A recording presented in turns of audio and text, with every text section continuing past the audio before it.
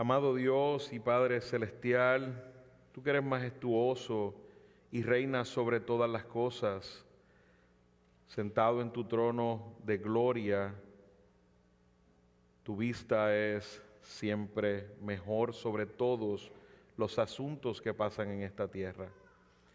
Señor, nos acercamos en este tiempo de adoración congregacional de Iglesia Comunidad de Gracia. Nos acercamos a tu trono donde está todo lo que necesitamos, amado Dios. Y nos acercamos con corazones contritos, humillados, como hemos orado, reconocemos nuestro pecado, reconocemos nuestra maldad, nuestros deseos pecaminosos. Y venimos delante de ti, Señor, como congregación, hemos pedido perdón y traemos también nuestras peticiones delante de ti, Señor. Primeramente, te damos acciones de gracias. Lo que he presentado, Señor, te damos gracias por la Iglesia Bíblica Gracia Irresistible en Ecuador. Nos llenamos de gozo, Padre amado, que hay otro hombre que has llamado al ministerio para ayudar y estar junto con el pastor Javier Murillo, Señor. Gracias, Padre, por mantener a nuestro hermano Javier Murillo por años firme, fielmente predicando tu palabra, guiando tu iglesia. Gracias por sostenerlo, por librarlo, Señor, de la maldad de este mundo. Gracias, Señor, por mantenerlo en pureza. Y gracias porque tu palabra se cumple, tú envías los obreros, la mies es mucha. Y debemos orar y habíamos estado orando por esto y podemos ver esta oración contestada. Señor, te ruego que todo este proceso se pueda llevar a cabo y que podamos glorificarte, que a lo mejor alguno de nosotros pueda estar ahí en un tiempo tan importante para esta iglesia amada y que la palabra de Dios continúe ahí en Guayaquil, Ecuador, y que Iglesia Gracia Irresistible sea un ejemplo, sea un faro de luz en medio de esa ciudad tan abrumada por tantos problemas y tanta criminalidad y tantas complicaciones. Pero te damos gracias porque tú eres fiel y tienes un remanente fiel en medio de esa ciudad. Padre, también se desbordan nuestros corazones en acciones de gracias. Esta pasada conferencia de expositores. Gracias por esta iglesia fiel de Grace Community Church. Gracias por el liderazgo de MacArthur y muchos otros ancianos que han estado ahí fielmente predicando y exaltando tu santo y bendito nombre. Gracias por ellos, Señor. Gracias por lo que han hecho también por la comunidad en español, nuestra comunidad latina. Gracias, amado Dios. Gracias por cada uno de esos expositores que pasaron por ese púlpito engrandeciendo tu nombre y dándonos instrucciones, tus mandatos de cómo debemos vivir en esta generación tan perversa, Señor. Gracias por tu fidelidad. Gracias porque estos hermanos son ejemplo para nosotros, Señor, en muchos aspectos. Gracias por Pastor Grauman, gracias por Pastor Roberto Sánchez, gracias por Luis Contreras, gracias por Sugel, gracias por Miguel, gracias por cada uno de los hermanos que probablemente se me han escapado algunos nombres, Señor. Gracias por estos hermanos fieles que son ejemplos para nosotros sostenerlos firmes, Señor, siendo un buen ejemplo, caminando hacia Cristo. Te lo rogamos, Padre amado. Gracias, amado Dios, por todo esto que hemos presentado. Te damos nuestras acciones de gracias. Ahora te pedimos, Señor, que nos ayudes en medio de este tiempo difícil que nos encontramos, donde la sociedad está tan apasionada en todos estos temas de política, pero con pasiones desordenadas, Señor. Te ruego que nos libres de la maldad, de entregarnos equivocadamente a estos temas, Señor.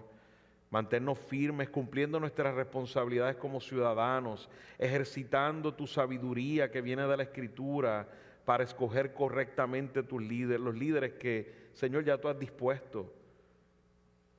Ayúdanos a no tener una actitud de enajenarnos de este proceso, Señor, y estar correctamente involucrados como ciudadanos responsables, Señor. Permítenos ser luz aún en medio de cómo nos conducimos en estos temas.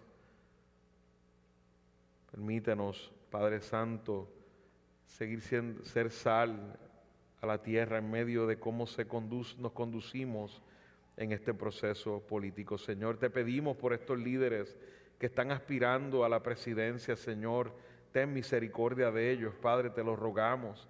Tráelos a las rodillas delante de ti, te lo rogamos, Padre. Ten misericordia, Señor. Deseamos vivir de una manera sosegada, tranquila, que podamos seguir predicando el nombre de Cristo en toda la nación, te lo rogamos. Te damos gracias porque sabemos que tú escuchas nuestras oraciones, Señor. Te pedimos también en este tiempo, amado Dios, que estaremos en tu palabra.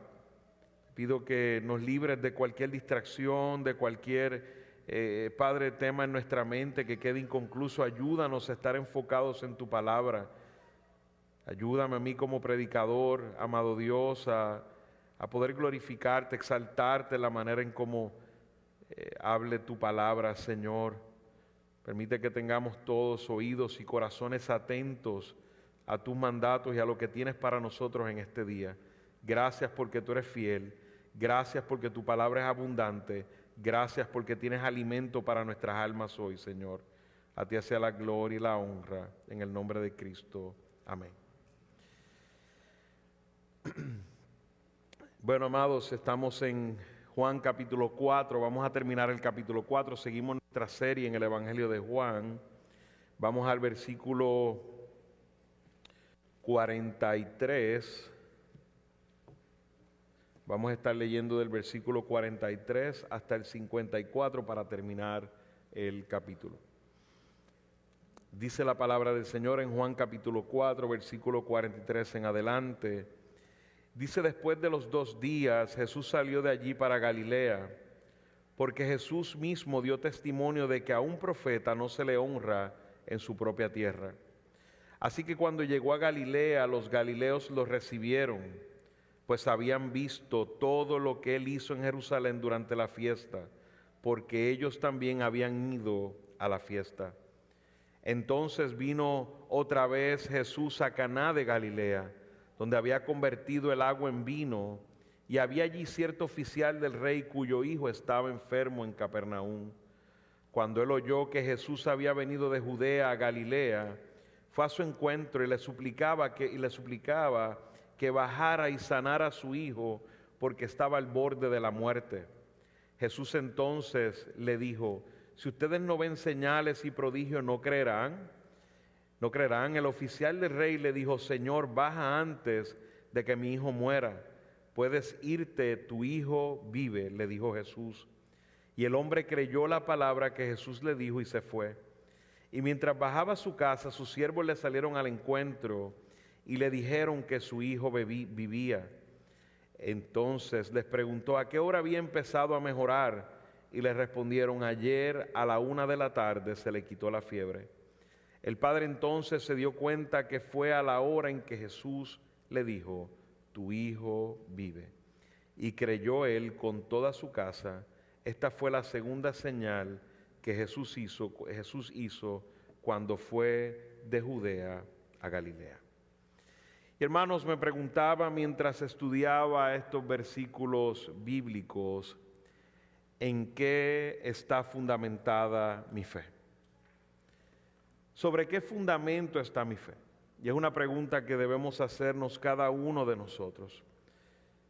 ¿Sobre qué fundamento está nuestra fe?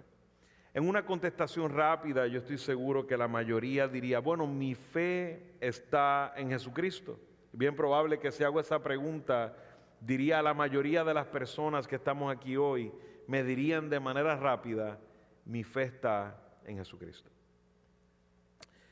Hubo una ocasión en que unos conocidos, su esposa se enfermó de cáncer, le diagnosticaron un cáncer, y ellos iban a una de estas iglesias en las cuales declaran sanidad, entre otros aspectos y demás, y empezaron a declarar sanidad sobre la vida de esta mujer, si podríamos llamar declarar sanidad, al punto que obviaron el tratamiento médico Y todos los que iban, pastores, supuestos apóstoles, profetas, supuestos, decían que ella se levantaría de esa cama y que según ellos Dios la había llamado a predicar a las naciones.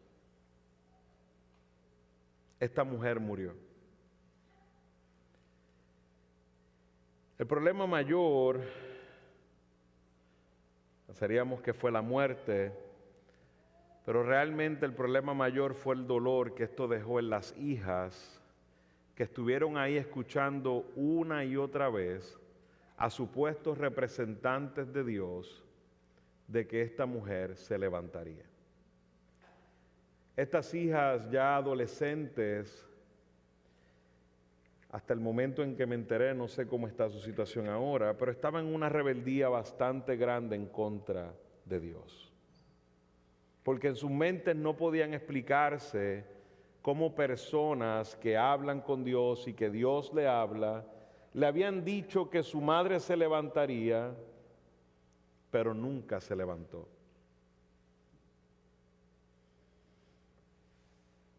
Me preguntaba yo, ¿dónde se fundamenta nuestra fe? Y es importante, como Jesús atiende en estos versículos, es importante que entendamos el propósito de las señales y los milagros descritos en la Escritura. Porque si no, lamentablemente vamos a vivir una vida muy lastimados y de mucha frustración y tristeza. Y esto nos invita a mirar dónde está nuestra fe fundamentada. Porque al final, mis hermanos, si nuestra fe está sobre la arena, sucumbirá. El Evangelio de Juan, como hemos visto a través de esta serie, lo podríamos determinar como el Evangelio de la fe. El propósito de su Evangelio, como nos narra ahí en Juan capítulo 20, 31, es que crean que Jesús es el Cristo, el Hijo de Dios, y para que creyendo tengan vida en su nombre. Ese verbo precisamente para creer, pisteu, aparece, nos dice un comentarista, más de 100 veces en el Evangelio de Juan. De hecho, aún en el Evangelio de Juan, cuando la multitud le preguntó a Jesús, ¿qué debemos hacer para poner en práctica las obras de Dios? Jesús respondió en Juan 6:28, esta es la obra de Dios, que creáis en el que Él ha enviado. Nuestra fe sin duda debe estar cimentada en Jesús, en la persona de Jesús. Como dice el autor de Hebreos, sin fe es imposible agradar a Dios. Y nosotros podríamos entender que la fe se puede utilizar en otros contextos. Por ejemplo, yo tenía fe de que hoy aquí iba a haber aire acondicionado. Por eso me vine en saco, porque si no, no hubiera venido en saco.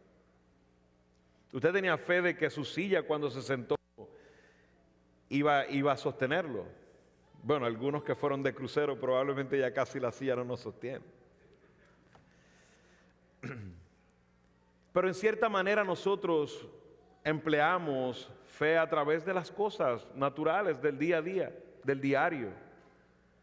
Pero aquí la fe que estamos hablando es la fe requerida para salvación. La fe salvadora, ese verbo que nos dice creer, que debemos poner nuestra fe en Cristo, porque sin fe es imposible agradar a Dios. Cuando nosotros miramos qué es la condenación, la incredulidad, lo opuesto a creer, es lo que condena. Las personas que van al infierno porque no creen en Cristo. No creen en el Salvador. Ese es el pecado por el cual todos los que no creen irán al infierno. Todo pecado tiene perdón para el que se arrepiente de sus pecados y cree en Cristo. Pero el no creer en Cristo es un pecado imperdonable. Dice la Escritura que el que no cree en Cristo ya ha sido condenado porque no ha creído al unigénito Hijo de Dios, como dice en Juan capítulo 3. De hecho, esa es la función del Espíritu Santo, nos dice en Juan 16, versículo 8 al 9, que cuando Él venga, el Espíritu Santo convencerá al mundo de pecado, de justicia y de juicio, de pecado por cuanto no creen en mí. En Hebreos 13 se utiliza un término interesante, habla de un corazón de incredulidad. Nos dice en Hebreos 3:12, tengan cuidado, hermanos, no sea que en alguno de ustedes haya un corazón malo de incredulidad para apartarse del Dios vivo. Este corazón de incredulidad es el que tienen los incrédulos, los que no creen en Cristo. Es un corazón que ama y desea el pecado, que ama el pecado. Es un corazón que detesta la luz de Cristo, detesta la verdad. Es un corazón endurecido por el pecado.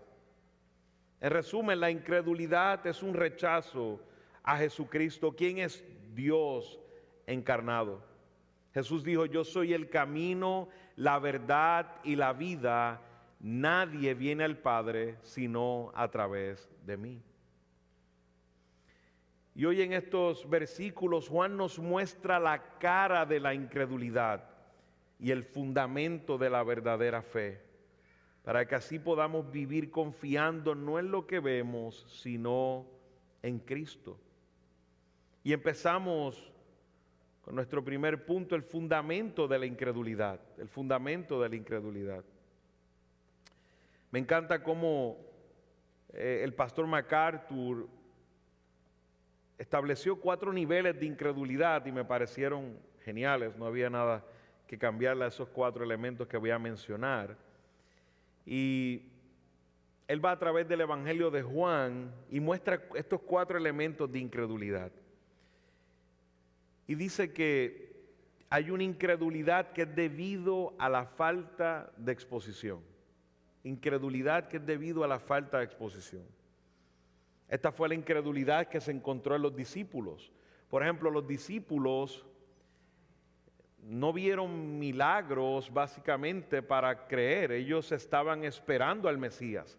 Estaban indagando en las Escrituras, esperando al Mesías. Vemos esa conversación con Natanael y vemos cómo Natanael inmediatamente cuando lo conoce reconoce, tú eres el Mesías. Había una espera del Mesías. Y vemos que esa es una incredulidad, que lo que le faltaba era exponerse a Cristo. Pero vemos un segundo nivel de incredulidad, como el hermano MacArthur presenta, que es por falta de información. Ese nivel de incredulidad, por ejemplo, lo vemos en el pueblo samaritano, que en el capítulo 4 hemos estudiado, que los samaritanos tenían los primeros 5 libros del Pentateuco, era lo que tenían, y no tenían más, faltaba información. Y Jesús, el Mesías, hablando con esta samaritana y luego quedándose 2 días con los samaritanos, vemos como los samaritanos creyeron en él. ¿Verdad? Y no vamos a decir todos, pero un pueblo grande ahí creyó en él. Y vemos cómo no hubo milagros ahí. Lo único que Jesús dijo fue, le habló a la mujer y le dijo cómo era su situación, obviamente por su omnisciencia, pero no vemos milagros, no vemos sanidades, no vemos nada de eso. Y vemos que pueblo grande ahí en esa ciudad de Sicar fue salvo. Ese tipo de incredulidad por falta de información. Pero también hay un tipo de incredulidad que necesita evidencias, como este fue el caso de Nicodemo, por ejemplo. Nicodemo dice, sabemos que vienes de Dios porque hemos visto las señales. Ha visto las señales, pero aún todavía eso no fue suficiente para creer, hacía falta más. Vemos al final en la crucifixión que Nicodemo, nos podemos dar cuenta que Nicodemo sí creyó. Pero vemos ese tipo de incredulidad que con más evidencias es saciada.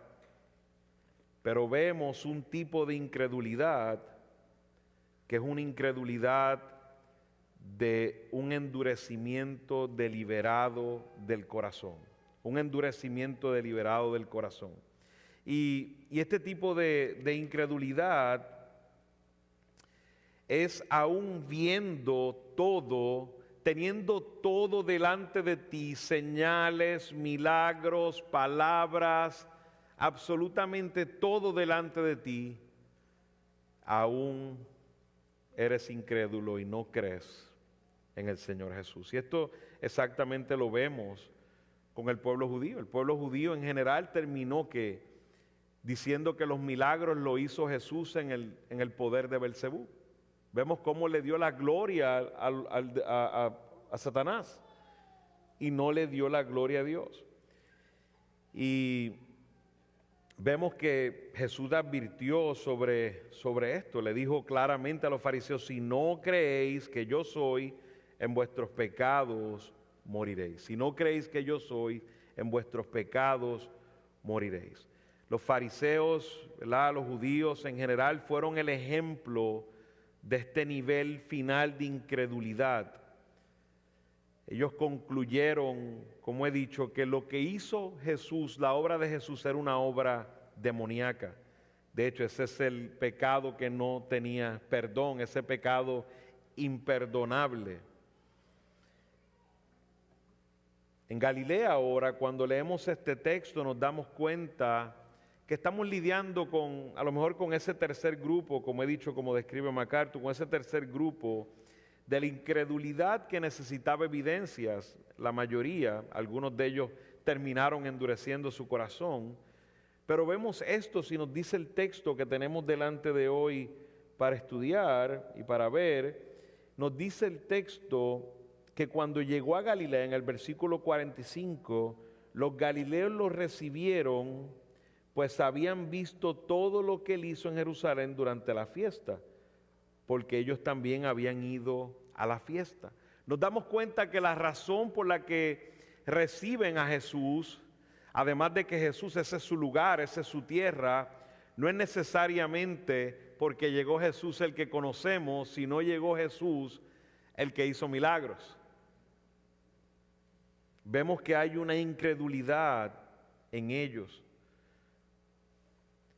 Los galileos no se impresionaban con él ni con sus palabras, sino que ellos creían conocerlo, pero realmente no lo conocían. Ellos simplemente lo seguían porque les gustaban los milagros y querían ver más milagros. La palabra de Jesús para ellos no era suficiente. Sin embargo, cuando vemos este contraste, es interesante. Si usted va conmigo al versículo 1 del capítulo 4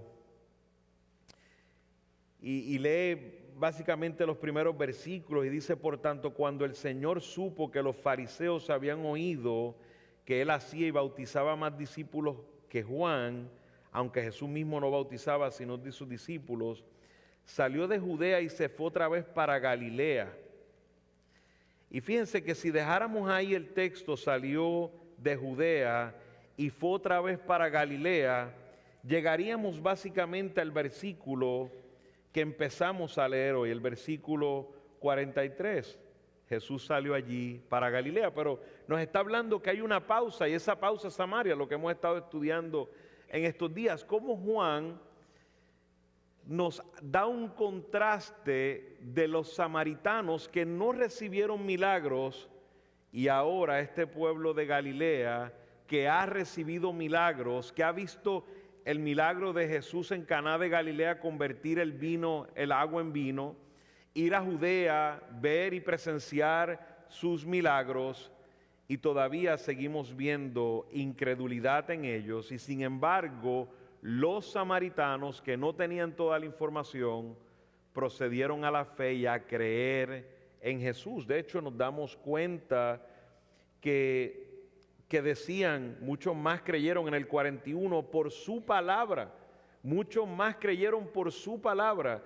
Decían a la mujer: ya no creemos por lo que tú has dicho, porque nosotros mismos le hemos oído y sabemos que este es en verdad el Salvador del mundo.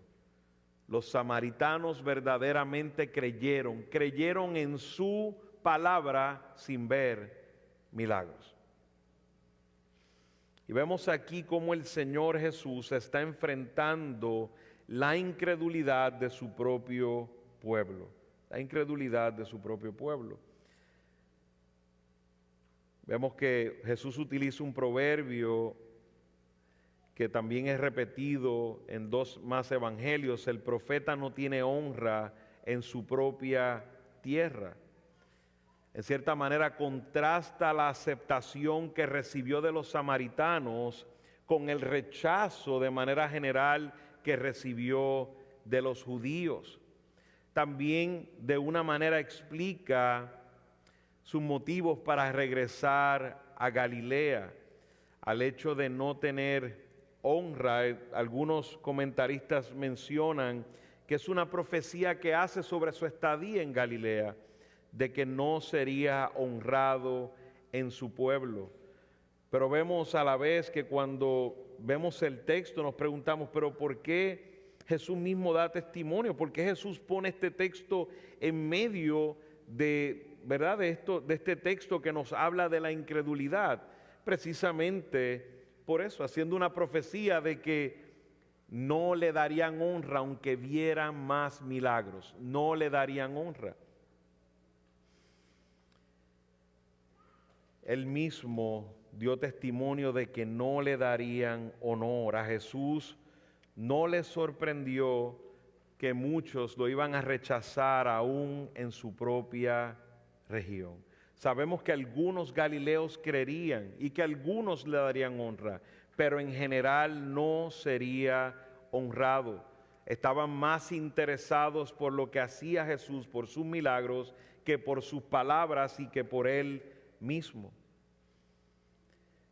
Cuando nosotros, hermanos, miramos ahora las palabras de Jesús y reprende al pueblo y vemos cómo se entrelaza con la curación del hijo de este oficial del rey, nos damos cuenta que es en plural.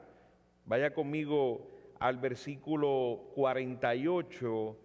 Dice: Jesús entonces le dijo, vemos que el oficial del rey le habla y le pide que vaya, que su hijo está al borde de la muerte, pero Jesús en el 48 dice: si ustedes no ven señales y prodigios, no creerán. Podríamos pensar que Jesús le está hablando directamente al oficial, pero Jesús está hablando en general al pueblo completo. Él está hablando, por eso es que vemos la forma plural. No es solamente a él, sino a todos los que estaban escuchando. Vemos que Jesús ahora los reprende y les dice: si ustedes no ven señales y prodigios, no creerán. Y esta represión, como he dicho, no necesariamente fue un rechazo al oficial, sino fue un rechazo a la actitud del pueblo. De hecho, en Mateo 11, 20 al 22, Jesús comenzó a reprender a las ciudades a las que iba, dice el texto, hecho la mayoría de sus milagros porque no se habían arrepentido. Dice el texto: ay de ti, Corazín, ay de ti, Betsaida, porque si los milagros que se hicieron en ustedes se hubieran hecho en Tiro y en Sidón, hace tiempo que se hubieran arrepentido en silicio y ceniza.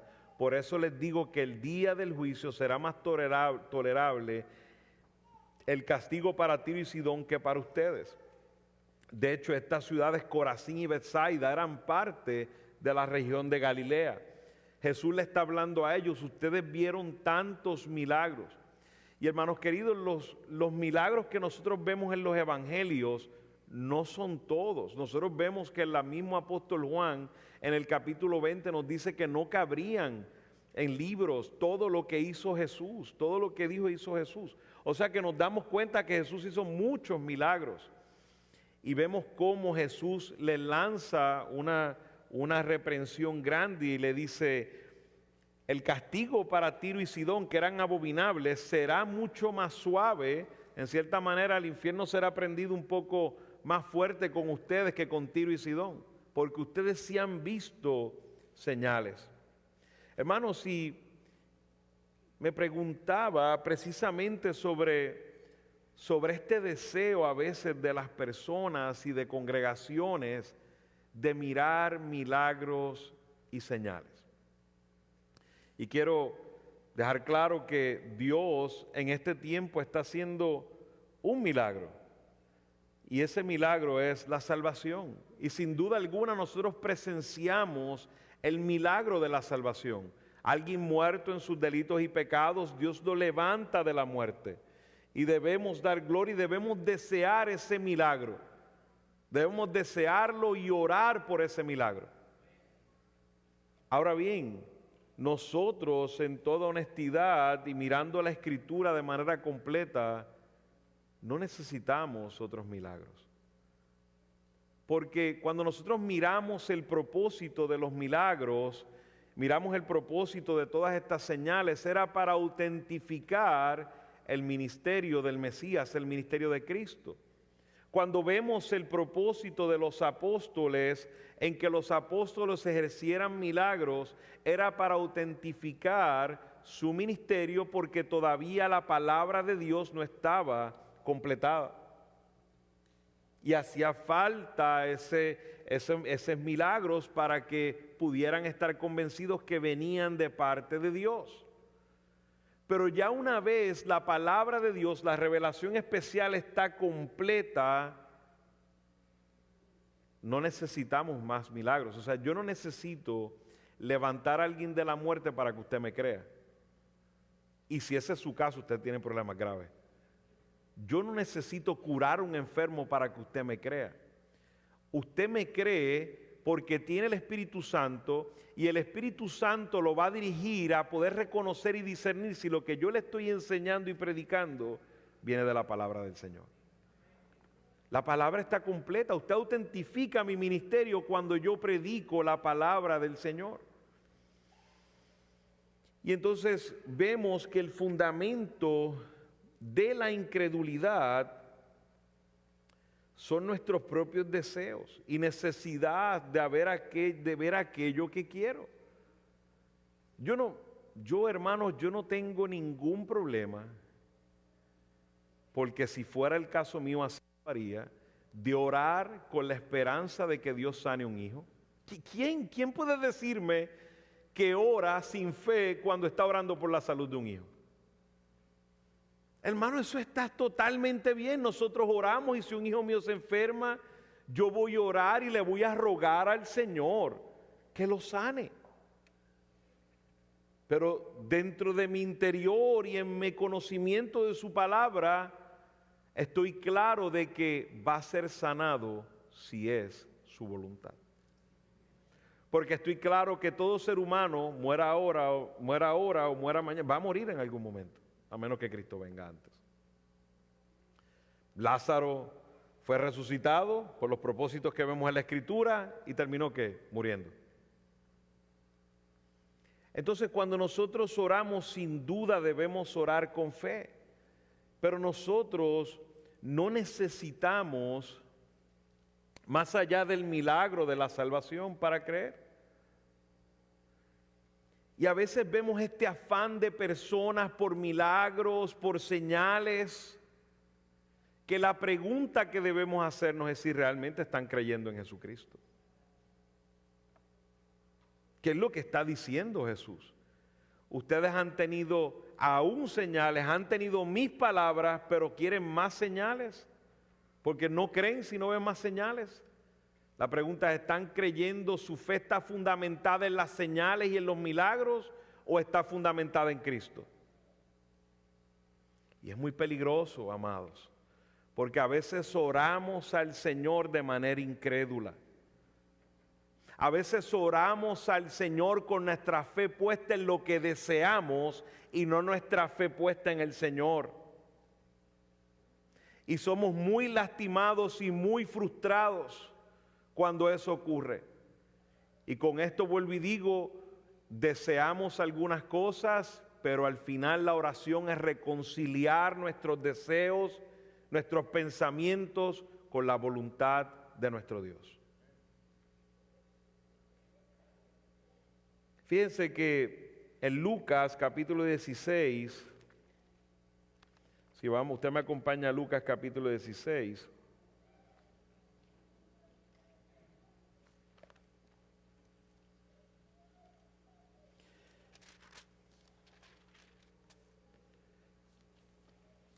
Aquí nos encontramos con la historia del rico y Lázaro. Y fíjense que si nos dice la historia que el rico, ¿verdad?, estaba en el Hades, estaba en el lugar de tormento, Lázaro fue al seno de Abraham, le dice: Padre Abraham, ten misericordia de mí, envía a Lázaro para que moje la punta de su dedo en agua refrescante mi lengua, pues estoy en agonía en esta llama. Continúa más adelante, el 27 nos dice: entonces él dijo: te ruego pues, Padre, que lo envíes a la casa de mi padre, pues tengo 5 hermanos, de modo que él los prevenga, para que ellos no vengan también a este lugar de tormento. Pero Abraham dijo: ellos tienen ¿a quién? A Moisés y a los profetas, tienen la palabra, tienen la profecía, que los oigan a ellos. Y el rico contestó: no, Padre Abraham, sino que si alguien va a ellos de entre los muertos se arrepentirán. ¿Qué estaba pidiendo? Un milagro. Pero ¿qué le dice en la ilustración que da Jesús? Pero Abraham le contestó: si no escuchan a Moisés y a los profetas, tampoco se persuadirán si alguien se levanta de entre los muertos. Ni aun los milagros al incrédulo lo sacarán de la incredulidad. Nos damos cuenta que tenemos que fundamentar nuestra fe en las palabras de nuestro Señor, en la palabra que Cristo nos ha dado. Nuestra confianza tiene que estar cimentada en Cristo. Me preocupa que hayan hermanos que necesitan milagros o necesitan señales para fortalecer su fe. Nosotros necesitamos las disciplinas espirituales y confiar en los medios de gracia para fortalecer nuestra fe. No necesitamos ver milagros para fortalecer nuestra fe. Nosotros necesitamos ir y derramar nuestros corazones delante del Señor para que nos fortalezca en medio de cualquier sea la voluntad de Dios para nuestra vida. Eso es lo que debemos buscar, ese tipo de fortaleza. Señor amado, yo no estoy listo para esta enfermedad, no sé qué hacer, Señor, me duele. Señor, quisiera que me quitaras esta enfermedad. Eso es lo que está en mi corazón, amado Padre. Pero Señor, te ruego que me des la fortaleza, que si no es la voluntad sacar esta enfermedad de mí, dame la fortaleza que necesito para darte gloria y honra, para tener buenos pensamientos acerca de ti. Así debe ser nuestra oración. No una oración incrédula, tratando de doblarle como si pudiéramos pretender doblarle el brazo a Dios, declarando cosas que no tenemos derecho a declarar. El poder de la incredulidad es la confianza en aquello que vemos, en las señales, en los prodigios. Es confianza en lo que se espera, en lo que se ve. Ese es el poder de la incredulidad. Y cada vez que te entregas tu fe a aquello que esperas y deseas, estás solo aportando a la incredulidad. El propósito de las señales no es para confiar en las señales, es para mostrarnos a Cristo. Es para mostrarnos a Cristo. ¿Cuál es el fundamento de la fe? Fíjense que en Hebreos 11:1 nos dice el autor en Hebreos 11:1: ahora bien, la fe es la certeza de lo que se espera, la convicción de lo que no se ve. El poder de la verdadera fe, mis hermanos, es la confianza en la palabra y la persona de Cristo. Ese es el poder de la verdadera fe, el fundamento de la verdadera fe. Es su palabra, su persona, quién es Él. Yo compartía con mis hermanos hoy en la clase de fundamentos de la fe, estábamos trabajando acerca de los atributos de Dios. Y hermanos, cuando vienen pruebas a nuestra vida, situaciones difíciles, las cuales tenemos que enfrentar, lo que está puesto a prueba es nuestra teología, qué creemos de Dios, qué conocemos de Él.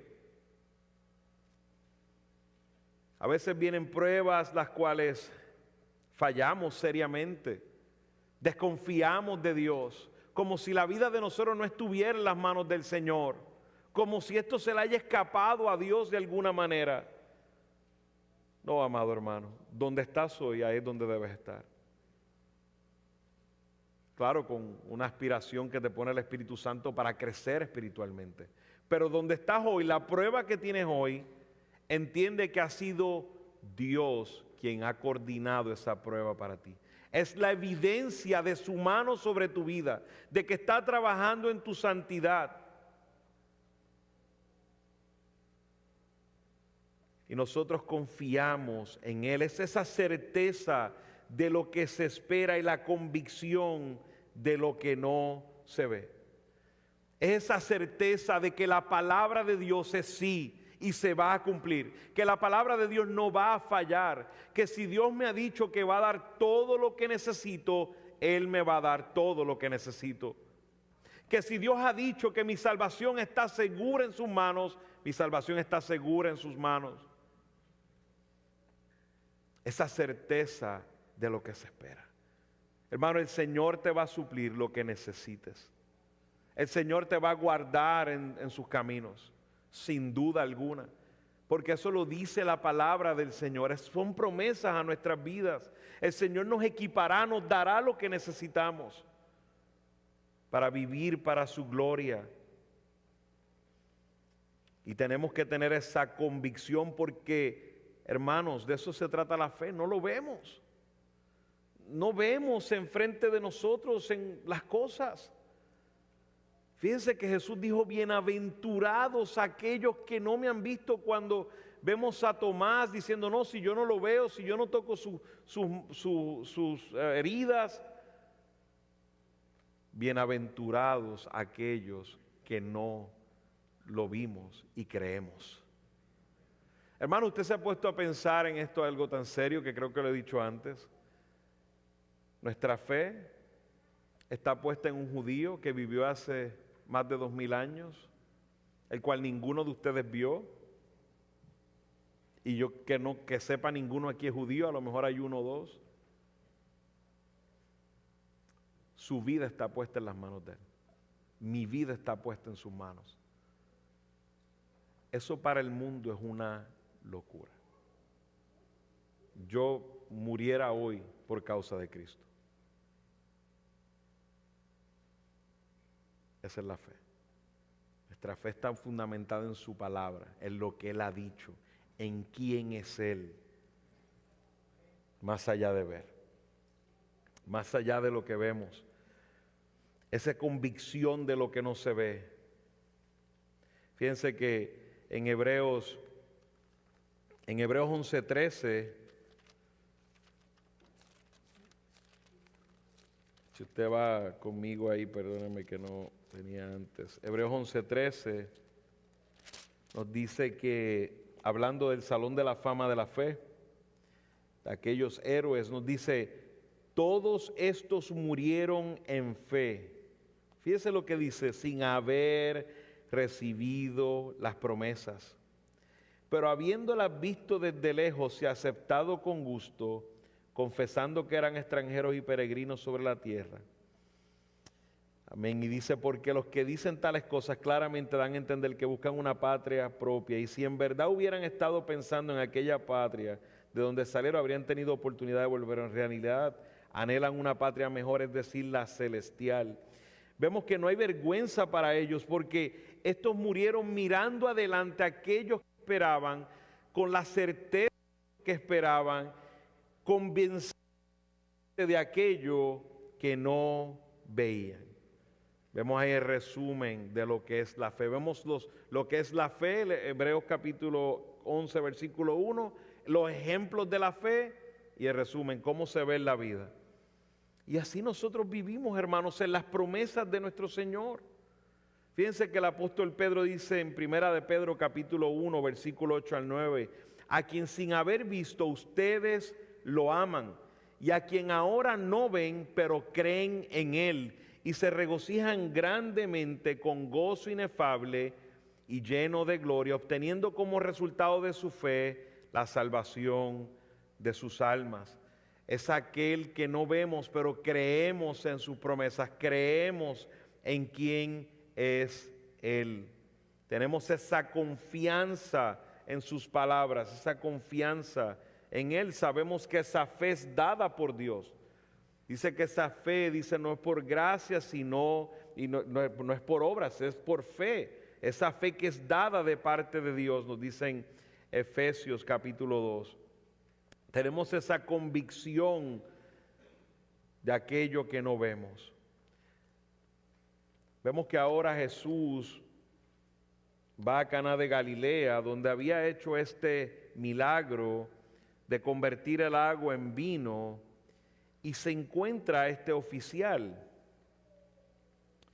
Y este oficial precisamente probablemente estaba al servicio de Herodes Antipas, que es el rey que estaba por más largo tiempo en el periodo de Cristo, en el periodo de su vida.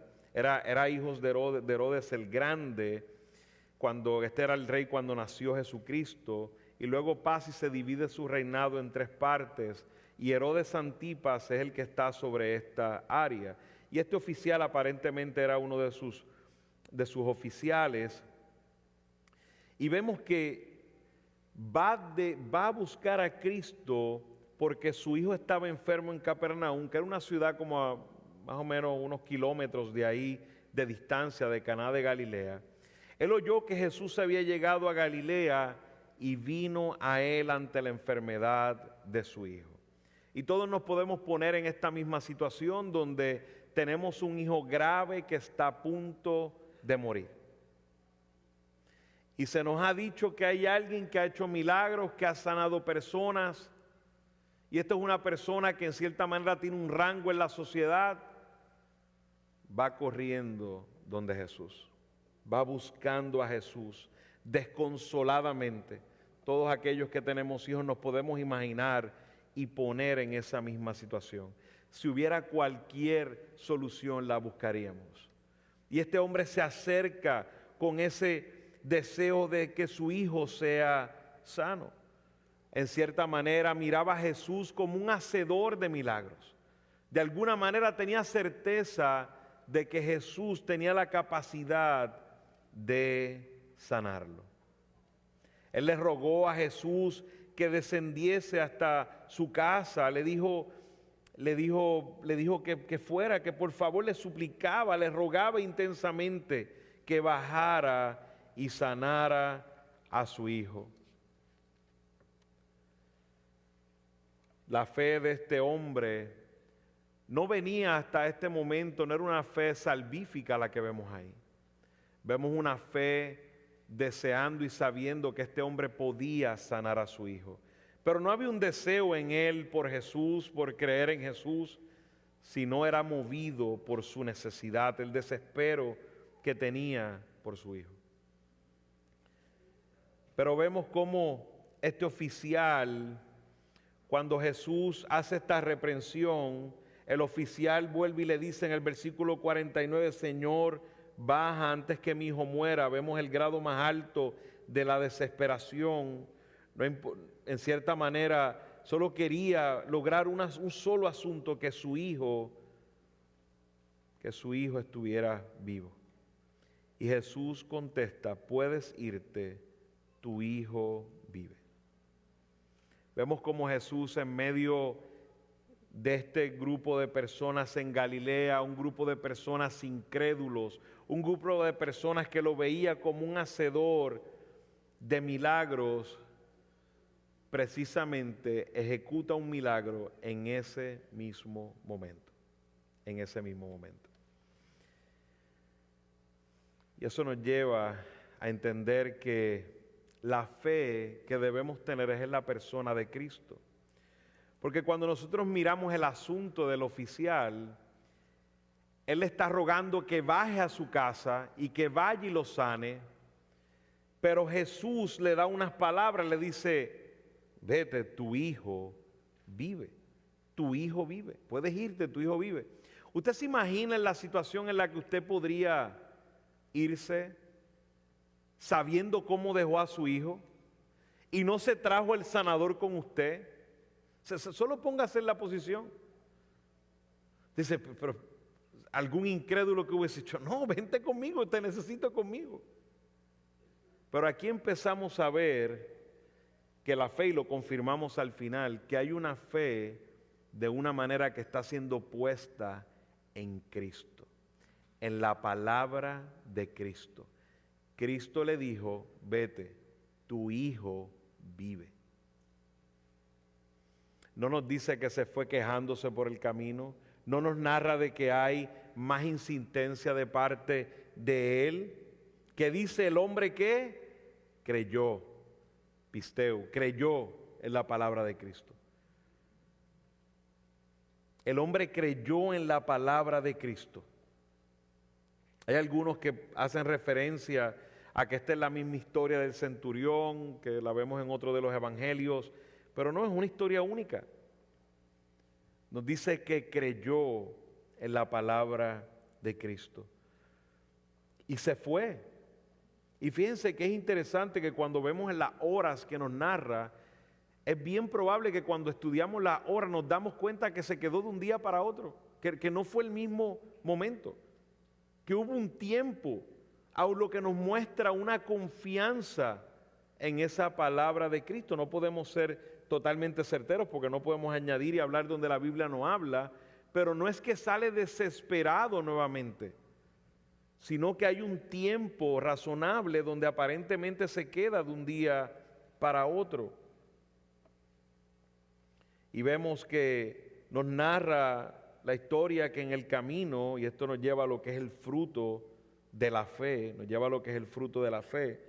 Fíjense que el fruto de la fe verdadera, vemos que este hombre creyó en la palabra de Jesús, y mientras bajaba a su casa, sus siervos le salieron al encuentro y le dijeron que su hijo vivía.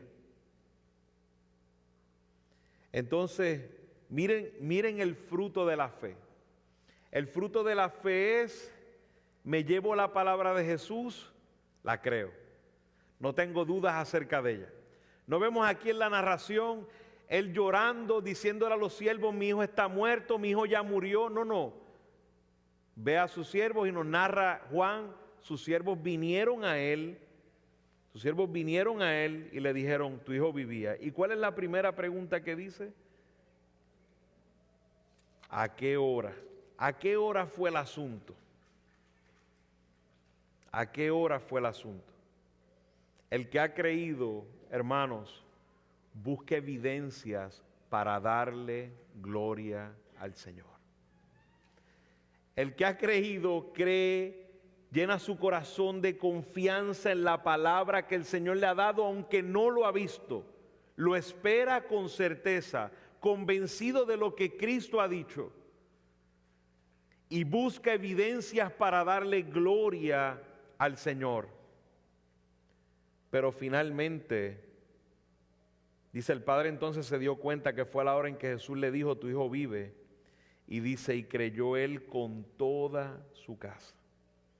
El fruto de esa verdadera fe, el que ha creído, testifica de lo que Cristo ha hecho en su vida. De lo que Cristo ha hecho en su vida. Hermanos, debemos tener una fe con un fruto verdadero.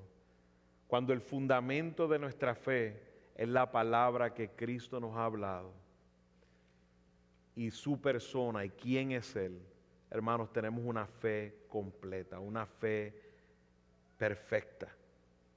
Sabiendo que nosotros somos pecadores, solo en el Espíritu podemos tener una fe perfecta. Es una fe que confía en lo que Él nos ha dicho y confía en quién es Él.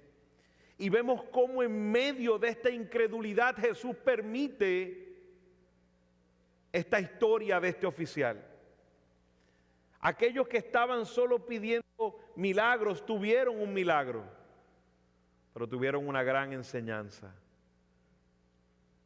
En Jesús hay que creer. Jesús es el único que puede decir hacer una promesa y cumplirla perfectamente. En Jesús es que hay que creer, en su palabra hay que creer. Hermanos, vemos aquí la omnisciencia de Cristo. Vemos que la omnisciencia de Cristo excede la condición de la enfermedad, excede las limitaciones del tiempo, excede las limitaciones del espacio. Amados, y tenemos que ver nosotros que Dios va a usar todo en su providencia para cumplir sus promesas. A veces nosotros nos preguntamos, pero Dios, ¿cómo vas a hacer esto?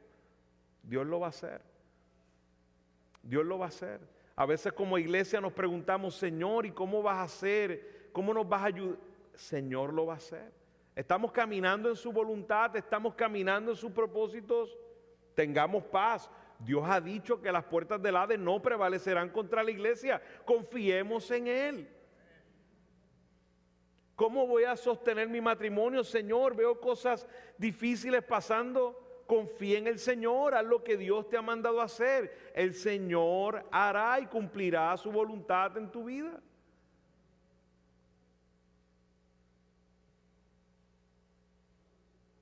Cuando realmente tenemos una fe cimentada en el Señor, nuestro corazón está confiado en Él. Buscamos evidencias para glorificarlo. Y testificamos a otros de las cosas grandes que Dios ha hecho en nuestras vidas. Pero algunos, probablemente incrédulos entre nosotros, que están esperando milagros y señales, les puedo decir que todos los que estamos aquí somos evidencia del poder milagroso de Dios. Nunca va a ser suficiente para el que quiere ver y ver más. Entrega tu vida a Cristo, confía en sus palabras. Si Dios te ha permitido escuchar estas palabras, confía en Jesús. Porque cuando tu fe está cimentada en Jesús, está segura, eternamente segura. La fe no debe estar fundamentada en lo que deseamos o esperamos, sino en nuestro Señor. Como dije, el poder de la incredulidad está fundamentado en las señales, en los prodigios, en las cosas que esperamos, en las cosas que deseamos. Pero el poder de la fe verdadera está confiando en la palabra de nuestro Señor, lo que nos ha dicho nuestro Señor y su persona. Usted sabe que cuando nosotros miramos la Escritura y miramos cómo aún los discípulos dudaron de Jesús. Pedro lo negó 3 veces. Judas lo traicionó. Hermanos, si nuestra relación con Dios se basa en lo que vemos o esperamos, siempre tendremos una relación débil con el Señor. Confiemos en lo que Él ha prometido. Fíjense cómo se da la situación. Pedro no esperaba que Jesús fuera a la cruz. Pedro no esperaba eso. No lo quería aceptar. Jesús le dijo, esto va a pasar. Él no quería aceptarlo. Y claro, su fe estaba débil.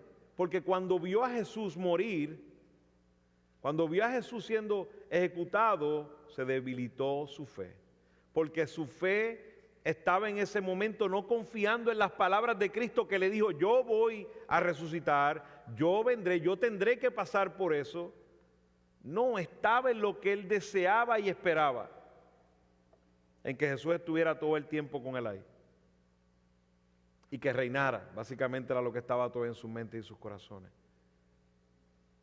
Cuando nuestra fe está fundamentada en lo que esperamos o deseamos, vamos a tener una relación débil con el Señor. Y vamos a terminar como Pedro negándolo en ocasiones. Pero no, hermanos. Nuestra fe tiene que estar fundamentada en la palabra que Cristo nos ha dado, en su persona, en quién es Él. Confiemos en lo que Él nos ha prometido. Confiemos en caminar en aquello que nos ha dejado. Cuando tenemos su voz, su palabra y su presencia, estamos completos. Mi hija Antonella le daba mucho miedo por las noches en la oscuridad. Y lo puedo decir hoy porque no está aquí conmigo, si no estuviera avergonzada. Cuando era pequeñita, ya está más alta que yo, me tocaba irme con ella a la camita a orar y a cantarle. Así que de ahí que salgo que soy cantante.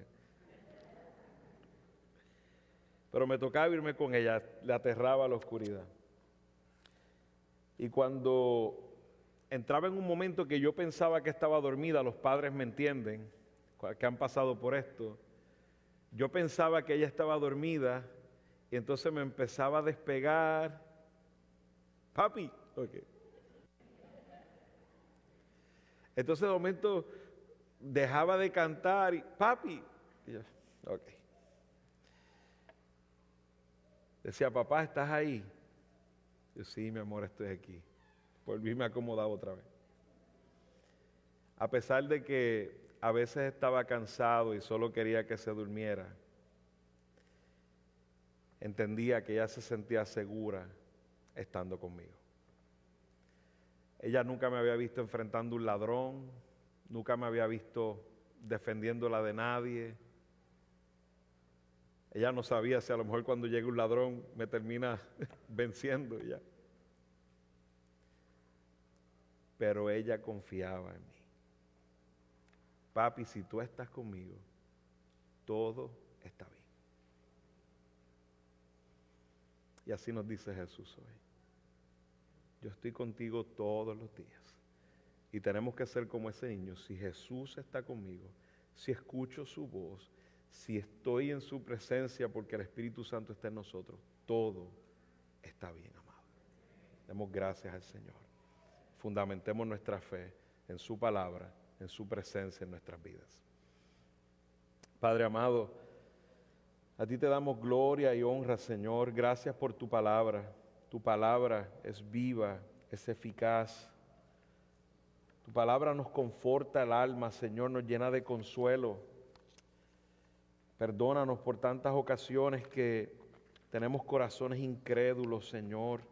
Y cuando vienen las pruebas, las situaciones, nos entregamos a la angustia, a la ansiedad. Perdónanos, Señor.